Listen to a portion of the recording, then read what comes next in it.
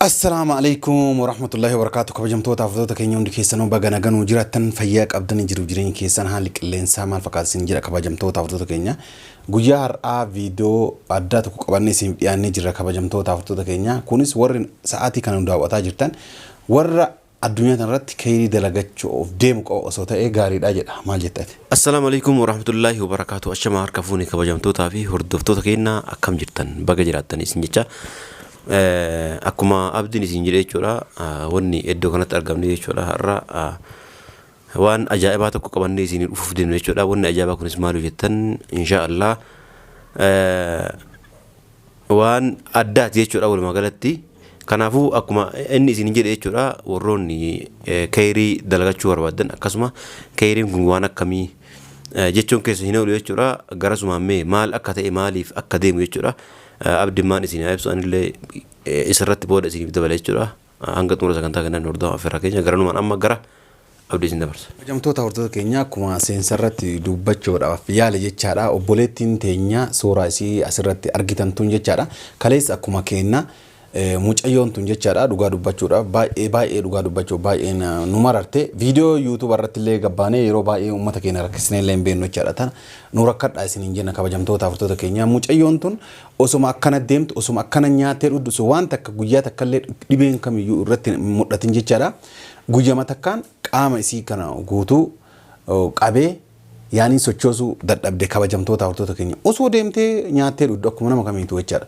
osoo dhukkubiin osoo waan takkan ta'in jechaadha kabajamtoota hordoftoota keenya ergasii mana yaala geessineeni mana yaalaatti mallaqa guddaan yaalamaa ture humna isiitii ol kan ta'in jechaadha yaalamaa turte haga amma garuu hin fayyine mallaqa guddatu itti ba'e amma humna isiitii ol waan ta'eef jechaadha baay'ee waan dhukkubaanii jiru kabajamtoota hordoftoota keenya waa wal'aanaaf ta'uu fi gara biyyaallee galchuudhaaf jechaadha kanaaf xiqqoo namni rakkatu malee namatti gadi ba'ee keessattuu miidiyaatti gadi ba'eeti namatti waan dubbatu kabajamtoota hordoftoota keenya kanaaf rabbumaaf jecha duniyaa jechaan tama sadaqatanii kabajamtoota hordoftoota keenya akkaawuntii kun amma argitan kanarratti akka galchitaniif gargaartaniif rabbiif jecha gargaaraa isiniin jenna maqaa oromumaatiin maqaa rabbiitiin isin gaafanna kabajamtoota hordoftoota keenya. Akkuma abdiin jedhee jechuudha kabajamtoota hordoftoota kiyya inni waan biseef osoo hin taane dhugaa dubbachuudhaaf kabajamtoota kiyya takka hanga miidiyaa kana fayyadamuu eegalleerra jechuudha. Yoo dhugaa dubbanne jechuudha takka baanee nam tokko gargaara nam tokko nama kanaan dhukkubsate kana akkas jennee hin beeknu jechuudha maaliif jechuu osoo maaliif yoo jettanii namni inuma dhukkubsataa inuma rakkatallee waa hundallee inuma ta'a. Garuu amma kabajamtoota kiyya xiqqoo humna kennaa ol taanaan gara kana dhufne jechuudha kabajamtoota kiyya akkasuma immoo warroonni viidiyoo kana agartanillee warroonni tiiktookironni akkasuma warroonni yuutuuba fayyadamtan akkasuma warroonni sooshaal miidiyaa guutuu feesbuuka peejii garagaraa gurguddaa tiiktooka sooshaal miidiyaa kamiyyuu warroonni fayyadamtan jechuudha sheer gochuudhaan namoota hunda biraan akka ga'u kabajaadhaan isin gaafanna jechuudha maaliif yoo jettan dhugaa dubbachuudhaaf obboleettiin teenya tuni hin beektan jedheeti yaada namni tokko tokko garuu ni beektanii kana durallee xiqqoo yuutuuba kana dura eegaltee dalagaa turte garuu haala akkuma ta'ee hin mijoofnee fi jidduun adda dhaabdee jechuudha ni beektanii namoonni beektan jechuudha maqaan isiillee kunu maqaan feesbuuk isiillee kunu akkuma asirra agartan kana akkaawuntii isiillee ammoo akkuma kunu asirratti isinii maxxansine jechuudha kabajamtoota kiyya dhugaa dubbachuudhaaf baay'ee humna isiitii ol ta'e jechuudha mucayyoon tun akkuma nama kamiyyuu nama yaani nu qaamaan iddoo isin jirtu kana keessa akkasuma immoo biyya isin jirtu kana keessa jirra qaamaan dhannee agarra waan isin keessa jirtuufillee akkaataa akka isin keessa jirtullee jechuudha dhannee guyyaa hunda waan agarruuf jechuudha kanaafuu waan humna isiitii ol akkasuma humna kennaa ol waan ta'eef jechuudha gara keessan garana gabbaane jechuudha kabajamtoota keenya guyyaa takkitti sana isin fuuldura dhaabannee nu salphiftan jedheetiin abdii qabaa inshaallah rabbi jedhee obboleettii teenya akka waa hundaan qarshii takka lamaan akka gargaartan gamanumaan kabajaa isin gaafanne jechuudha maaliif dhugaa dubbachuudhaaf mucayyoon tun akkuma nama kamiyyuu nama harka namaa ilaalu miti nama dhugaan yaani dalagaa ajaa'iba dalagaa mana arabaa dalagattee of jiraachiftee nama taatee ani nama kamiyyuu caalaa nama jiraattu jechuudha amma ammoo waa takka haalan beekamneen qaamni isii kun harka miila akkasuma paralyzed ta'ee jechuudha hojii dhaabee jechuudha amma sireerra deebitee akkuma isin suuraa agartan kana jechuudha amma harka keessan eeggataa ta'e jechuudha kabajamtoota kiyya dhugaa dubbachuudhaaf maaliif namni hagguma jiru wal gargaara jechuudha. Yeroo namni dhukkubsatee rakkatee nu biraa du'e ammoo booda nama san profaayilii godhannee ebaluun kiyya akkasii riip jechuu osoo hin taane amma osuma namni lubbuun jiru jechuudha. Nama rakkate tokko waan qabnuun maaf shilingii birrii takka birrii lama birrii kudhan maaf hin taane jechuudha. Yoo amma yeroo kana qarqaartee gargaarree jechuudha baay'ee tokko filatamaa jechuudha gama kiyyaanii. Akkasuma dhugaa dubbachuudhaaf amma kun viidiyoo kana isinii maxxansine jechuudha. Warroonni ilaaltan warroonni jechuun viidiyoon kun isin bira ga'ee jechuudha. Akka gargaarsa obbolummaa gargaarsa muslimummaa warroonni amantaa kamuu hordoftan jechuudha. Muslima ta'ee kiristaana ta'ee pheenxii ta'ee nu amantaan wal qooduu sun taane nama rakkate bira abbaan kamiyyuu dhaabachuudhaaf mirga qabaa jechuudha. Akkasii kabajamtoota kiyyaa kan isin kadhannaa irraa kan isin gaafachuudhaaf iddoo kanatti argamne jechuudha. Nu laalinaati.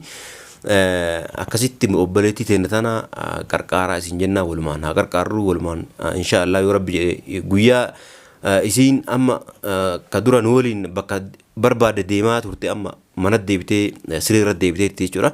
Dhugaa dubbachuudhaaf yooma ka'ee akka fayyaan kiyya naa deebi'ee akka namaatti ol jedhee deema jedhaarte jechuudha. Maaliif kun hawweesiiti. Kanaafuu kabajamtoota kiyyaa waan qabdaniin waan qabnu bira haa dhaabannu isin jenna.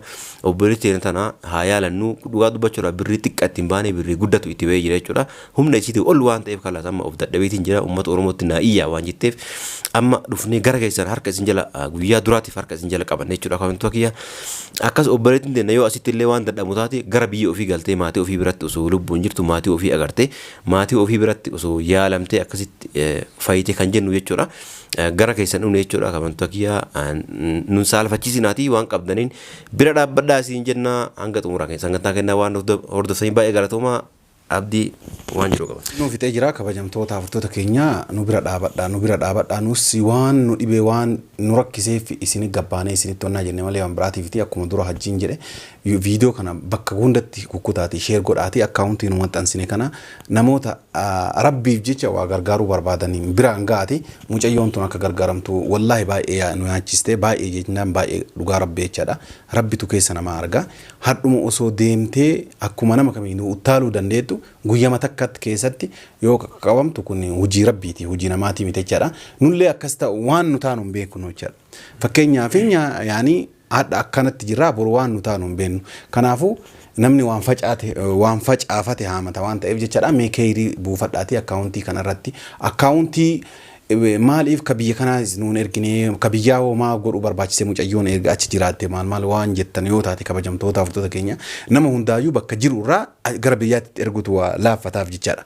Kanaaf yoo mallanni kun biyya gale biyyarraa as deebifnee isii itti wannaa itti gara biyyaatti fi akka gara wal'aansaa ittiin deebitu taasisuu fi jechaadha. Kabajamtoota hordoftoota keenya warri rabbiin isinii laaffise gargaaraa isiniin jedha. Kabajamtoota hordoftoota keenya namoonni waan amma nu jennu kana fudhatanii akkaawuntii kanarratti mallaqa nuu galchitan baay'ee galatoomaa isiniin jenna jechaadha.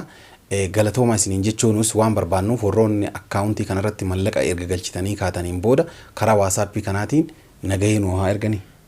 Waan ergan kana erginee jirra waan akkana kana erginee jirra jettanii jechuudha. Lakkoofsa kanarratti waasappii kanarra jechuudha waan akkana erginee jirra jettanii akka waan ergitan san riisiitii karaa waasappii kanaatiin akka ergitanii isin jenna. Kusunis lakkoofsi kiyya kabajamtoota hordoftoota keenya karaa imootiin osoo hin taane karaa waasappiitiin dhuftaniiti kun hagana waan rabbinarraa qeebalu hagana ergee fi jiraati yoo nu ergitan nu ergaa isiniin jenna kabajamtoota hordoftoota keenya. Moo yeroo dhiyootti isiilee bira dhannee intarviilee goonee haala isiin keessa jirtu isinuu qaamaan akka isin daawwachuu dandeettan isin daawwachiisna isiniin jedha kabajamtoota hordoftoota keenya. Rabbiif jecha mucayyoo tana bira dhaabadhaa muslima kiristaana maal osoo hin jenne namummaa qofaan jechaadha. Dhugaa dubbanne namummaa qofaan mucayyoon tun gargaaramuu qabdi jechaadha malee gara amantiitiin maali inni mitechaadha. Gara nu ka isin gaafanne karaa amantiitiin osoo hin taane abbaan fedhe amantaa fedhe hordofuu danda'a nu ka isin gaafanne jechuudha. Karaa oromummaatiin jechuun yoo xiqqoo nu hunduu rakkachuu dandeenya. Karaa oromummaatiin malee karaa amantii isin gaafanne abbaan fedhe amantii fedhe hordofuu danda'a jechuudha. Kanaafuu karaa oromummaa kanaan akka nu bira dhaabbattan kabajaadhaa isin gaafanna. Viidiyoo kana booda ammoo viidiyoo biraa isii bira dhaynee qaamaan jechuudha meeti isiin akkamitti isin kophaa teettanii akkami haasoftanii akka nuun hin jenne isii bira dhaynee qaamaan intervii isii godhaa waa isin jettullee akkasitti dhagaa jechuudha akka isii itti dhukkubellee waa isii dhukkubullee akkasitti isii gaafachaa jechuudha akkasitti ka isin gadhiinu ta'a jechuudha dhugaa dubbachuudha mucoon tun dhibamtee illee yookaan kalee yookaan waa wayii dhukkubsatee osoo hin taane qaamota hojii dhaabe jechuudha qaama paralaayis taate jechuudha guyyaa takkatti osoo waa takka yaani waan nagawma dalagaa deemtee bakkuma hojiitti akka saate jechuudha subhaanallah rabbiin kun yaani waan akka si dhukkubuu fi waan si dhukkubuu fi akkaataa taatu yaani nu hunduu hin beekne jechuudha rabbii waa hunda nu alaafisu akkasii isin jenna dubbiillee isin dheeressinee kanamtu akiyyaa waan haarawaa biraa jiruun inshaallah rabbiin jedhe walitti dachaan akka hojjantoota hordoftoota keenya rabbiif jecha mucayyoo tan ammallee irra deebiidhaan isin gaafannaa gargaaraan isin jenna nageenyi rabbii bakka jirtanitti isin faana haa jiraatu wanni dubbachuu daganni mucayyoon tun nama rakkate guutuu bira ni dhaabata dhugaa dubbachuuf kun muslima kun kiristaana kun maali kun jinniin isin bira hin jiru jechaadha nama rakkate bira ni dhaabata takkuu nama rakkate bira duuba deebite hin jirtu nama galata nama kamuu biraayyuu qabu jechaadha kabajamtoota hordoftoota keenya kanaaf mucayyoo tana bira akka dhaabatnu kabajaadhaan isin gaafanna nageenyi rabbii bakka jirtanitti isiniif haa jiraatu nagaan nu turaa isin jenna